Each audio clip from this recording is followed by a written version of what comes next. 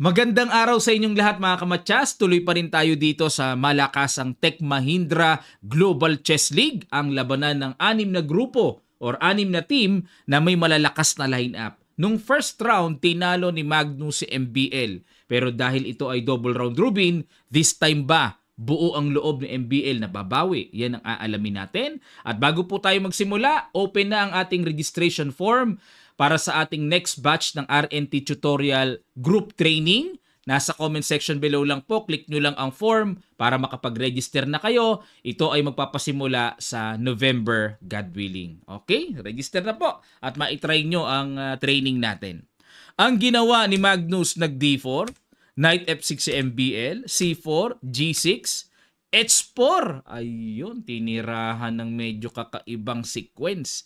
Ito kasing si MBL, kilala talaga yan sa Granfeld. Malakas po sa Granfeld defense yan. Pero dahil nag-H4, meron kagad pang ilang na tipong magsasacrifice sa H5.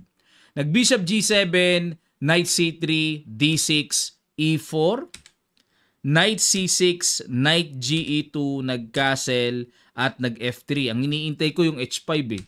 Nag-E5, D5, Knight D4. Yan ang tamang tira dyan. Kasi para siyang King's Indian same-ish na yung bishop dapat nasa E3 na. Mangyari yung tempo ng bishop development sa E3 na ibigay sa H4. Kaya nakatira ng Knight D4. Nag-bishop E3, good move din naman ang binigay na marka dyan sa tira na yan. Bakit hindi kinakapture yung knight sa D4 pag pumapasok dyan? Ito po kasi mangyayari. Pag kinapture yan, takes, queen takes D4, na tipong parang nakalamang ng isang pawn dito ang puti, meron kasing knight takes E4. Hindi pwedeng gawin yan. Ayun o, may threat sa queen. Pag kinapture naman ng knight, may rook E8, queenless kagad. Talo kagad mga kamatyas. Okay, may ganyang taktika. Kaya hindi pwedeng makipagsabay-sabayan dyan. Bishop E3 lang, C5, pinagtibay naman ni MBL. At kumapture sa C6, B takes C6, takes, and nag-D5. Sacrifice pa rin ang ginawa ni MBL pero meron namang malakas na break sa D5. Capture, E5, at nag-Knight H5. Medyo yung isang pawn ni MBL na sacrifice masasabi po nating compensated. Kasi yung king ni Magnus nasa gitna pa, butas-butas pa yung mga squares na papasukan ng knight.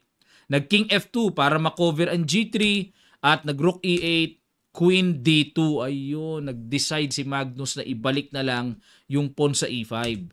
Bishop takes, and nag-queen D4. Para maiwasan na rin yung mga tempo, queen B6 check, nag-queen to F6, yun lang. Hindi nagustuhan po ng computer engine ang tira ni MBL. Dapat daw ay queen D6 ang tira. O, tingnan natin ha, kaibahan ng queen D6 sa queen F6, rook D1, ayun, in-isolate kasi, na-isolate yung pawn sa D5 eh. Bishop B7 at nag-G4, Knight F4, Rook E1, exchange. Bakit? Ano ba ang idea? Bakit kailangan i-exchange? Okay. Kasi nakapin. Hindi makagalaw ang Rook. Pero, yan, good move nga yung Rook E1. Sa computer, yan din ang tira eh. Rook E6, tinanggap ang exchange, King G3, at nag-Rook B8, Rook H2. Ayun, para depensahan ang pawn B2, H6, and Rook D2. Naka-recover si Magnus, no? Yan po yung sinasabi ko na kahit anong itira ni Magnus. Kahit na A3 pa or A4 first move, nare-recover niya kasi puno yung kanyang pattern eh.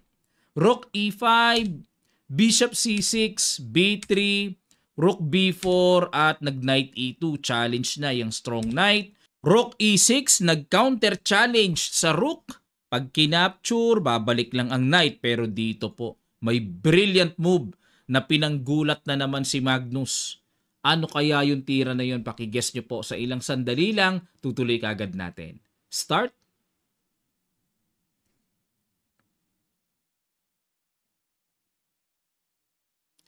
Maraming salamat. Congrats sa mga nakakita. May capture na pala doon. Takes and may knight D3 double. Ang tanong, papaano kaya isasalba ang isa dyan?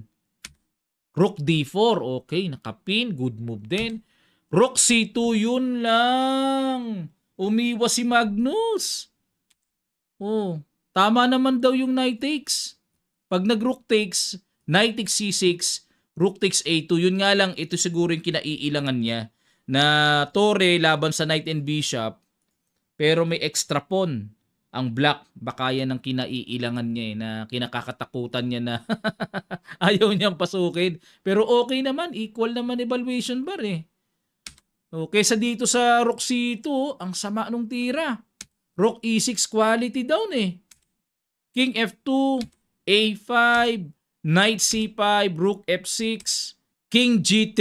Ayan, kasi may capture ng Rook takes G4 eh. Kaya nag-King G3, Rook D, F4, Bishop G2, depensa, Rook B4, Knight D3, Rook B6. Ayan, nagpakabait muna si MBL para masiguradong walang mga panggulo.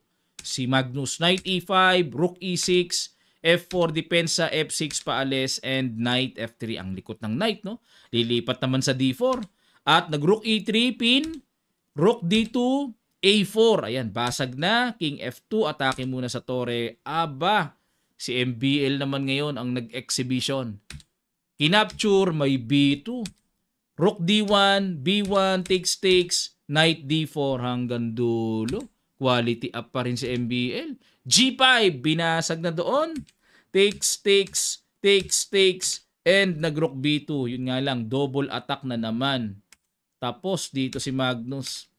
Kinapos bigla.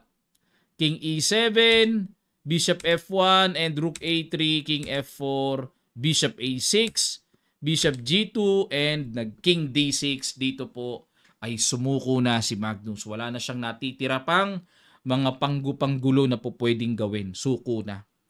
Grabe, no? Okay sana yung sacrifice niya pero dapat pinasok na niya yung 2 minor pieces against Rook.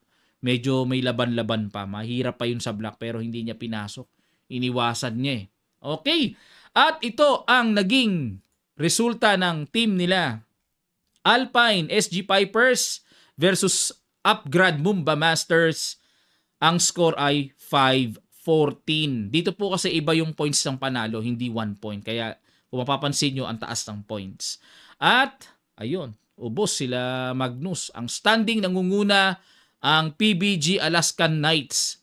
Triveni Continental Kings ang pangalawa. Tied sila ng Alpine SG Pipers and American Gambits. Pang-apat, 9 points. Upgrad Mumba Masters. Ang nakatalo pa sa kanila yung nasa baba. Oh. Grabe. Gangers Grandmaster, 6 points. Yan po ang team standing after round number 7. So abangan po natin ang round number 8 naman na kaganapang mangyayari. At kung meron pa po kayong gustong ipa-analyze dito, ay lapag nyo lang po mga kamatsas. Siguro yung laro ni Pragnananda and ni Vijit magka-teammate. Tingnan natin kung paanong nagbakbakan sila. Maraming salamat muli po sa mga gustong mag-register para sa ating next batch group training online. Nasa comment section lang po ang registration form. Click nyo na po para makapag-register na. Maraming salamat. Magkita-kita pa tayo sa mga susunod pang chess updates.